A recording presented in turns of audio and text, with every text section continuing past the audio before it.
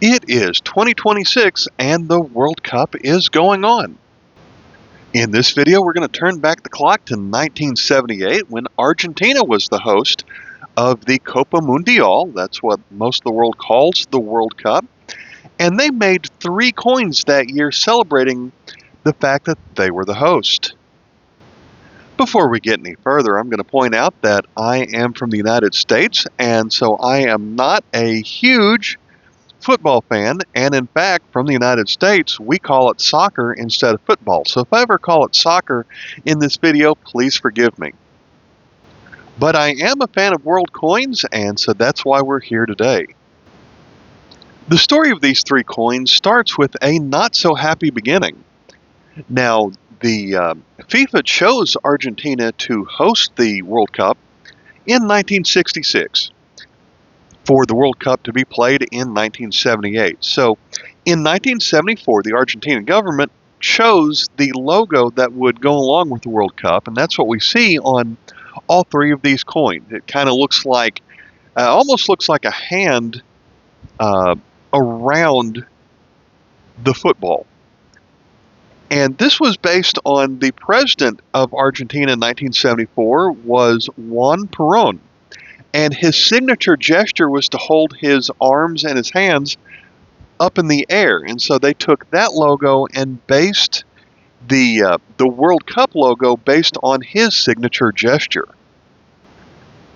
Soon after this logo was chosen, President Perón passed away, and his vice president was actually his wife, Isabel Perón.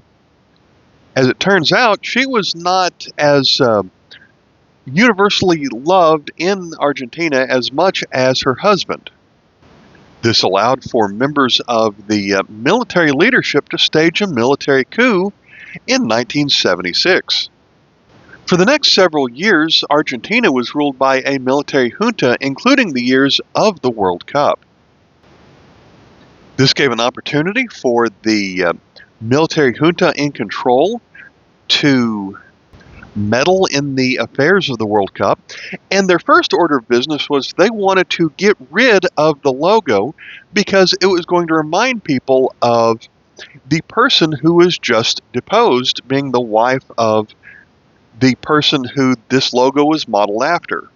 But they decided they couldn't do it. This logo was around so many places, it appeared everywhere, so much merchandise was already sold, they could not get rid of the logo. But it did lead to a lot of controversy. There were lots of accusations of censorship and human rights abuses going on in Argentina at that time because of the military junta leadership. There were also accusations of political manipulations, similar to what happened during the 1936 Olympics when it was hosted in Hitler's Berlin. But since they were hosting the World Cup, the regime did what we would call sports washing. They took the fact that a legitimate sporting event was about to take place all over their country, and then they took the way that they, not being a legitimately elected ruler of the country, took the legitimacy of the event to make their own legitimacy, saying, we belong in power, and we can demonstrate that because the World Cup is being played where we're at. So with the fact that they are making 3 coins that are circulating, you get a benefit of taking pride in the fact that your country is hosting the biggest sporting event in the world, but also it's a way of showing legitimacy. The people who design and release the coins are also the people who are the illegitimate people in control of the country.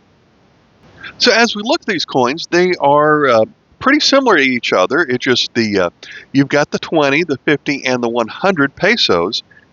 Pretty much identical designs on all of these sides. All 3 of them are going to have a Buenos Aires mint mark, which is a letter B on top of a letter A, with a tiny little S out to the side. All 3 of these coins were made in the years 1977 and 1978. It just so happens that the 3 I have are all 1978. And of course, they all three feature the logo. You've got the 20, the 50, and the 100 pesos. So they're all very similar. They also have a design of, they're 12-sided, so they're a dodecagon, 12-sided coins. The metal here is aluminum bronze, and each of these in 1977 they made 1.5 million of each one, and then in 1978 they made 2 million of each coin. If you want to look in your catalog, the 20 is catalog KM 75, 76, and 77. So now let's flip them over where we can see the differences on the sides. And so when we flip over the 20, we have a couple of football players here. I guess that's a goalie if someone's holding it, and another player running away. We flip over the 50. We have a player kicking the ball, standing in front of essentially a world globe. And then the 100 is going to be another world globe, just like the 50, but this one features the stadium where many of the games were played, including the finals. This is going to be, the name of the stadium was made, well, it was made in 1938. It's got a couple of different names. Oftentimes I'll see it as Estadio Monumental. That's essentially Monumental Stadium, and that shows how it was a grand monumental stadium.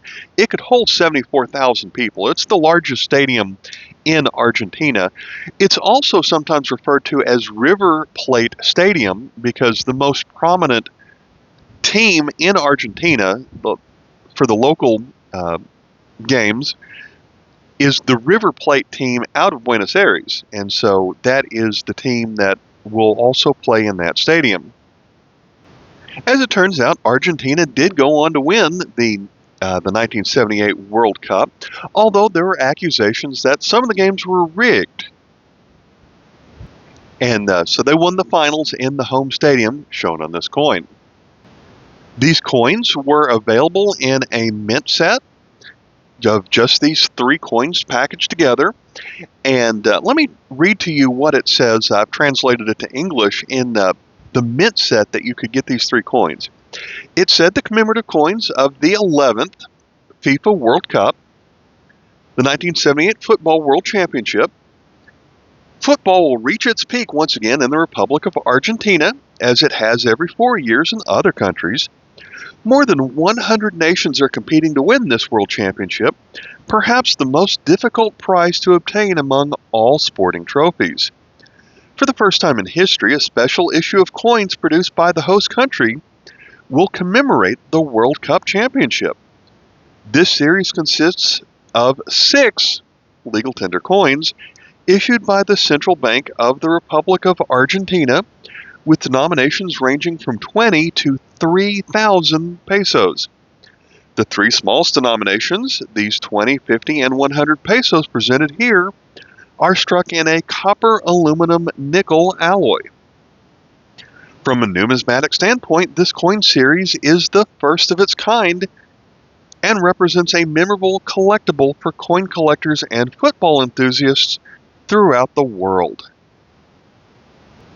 So as I was reading that, it mentioned there were a total of 6 coins. Now they also created an additional 3 non-circulating 90% silver coins. There was the 1,000 pesos, which was 10 grams, and that one had, those 3 coins had essentially the same reverse as these 3, but the 1,000 had an obverse of a radiant sun, which appears on a lot of Argentinian coins, and it listed out the names of the 5 host cities where the matches were played. The 2,000 pesos was 15 grams of silver, and it had the national shield of Argentina, which again, we'll see that on some Argentinian coins, plus the shields of the 5 cities which were hosting the matches. And then the largest was the 3,000 pesos, which was 25 grams of silver. That one featured a globe that highlighted South America. So all 3 of those coins together would have had almost 1.5 ounces of silver in it. So they also pointed out how they were the first country with a circulating coin celebrating the fact that they were hosting the World Cup. The next World Cup was in 1982. That one was hosted by Spain. They ended up making hundreds of millions of their coins, and they're some of the easiest World Cup coins to find.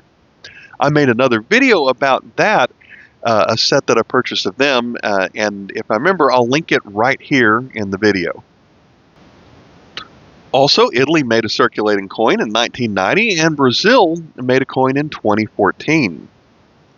Now, Mexico has been a host multiple times. They released their own coin in 1986, and they are a co-host this year. So here in 2026, they have a 20 peso coin that they've made, as well as Canada has released their own circulating dollar coin. Today, Argentina continues to be a world powerhouse when it comes to international football. And I know that Lionel Messi has a lot of fans here in the United States. He was probably the first most prominent player to come play in the MLS here in the United States. And because of that, I think it has brought a lot of Messi fans and therefore a lot of fans of Argentina. So with the United States being eliminated in the round of 18, I don't know this for sure, but it wouldn't surprise me if there are more Americans rooting for Argentina than any other country right now. Messi plays for Miami, and I remember a couple of years ago when Miami came to play Nashville, that is where I am from, that got a lot of attention. Hey, come see Lionel Messi coming to Nashville playing a game here. It just so happens that the stadium where Nashville plays now, just a few years ago, that used to be the flea market in Nashville, where I used to buy a lot of coins in the last decade. So I'm sad that that old part of the flea market has been torn down, but that is where our soccer stadium in the local Nashville area is today. I'll point out with the USA is also hosting a lot of these games, but not having our own circulating coins from it doesn't really surprise me. We're glad to host it, but soccer or football is not the number one sport here. American football might be our number one sport, but we haven't had any sports on any of our circulating coins, and since this is America's 250th birthday year, all of our circulating coins have changed to highlight that. All right, I'll catch you in the next video, so until then, bye.